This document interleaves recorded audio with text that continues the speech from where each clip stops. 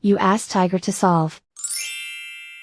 This deals with linear equations with one unknown. The final result is x equals -15. Let's solve it step by step. Group all x terms on the left side of the equation. Subtract 2x from both sides. Group like terms. Simplify the arithmetic.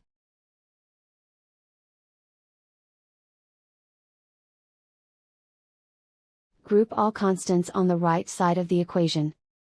Subtract 15 from both sides. Simplify the arithmetic.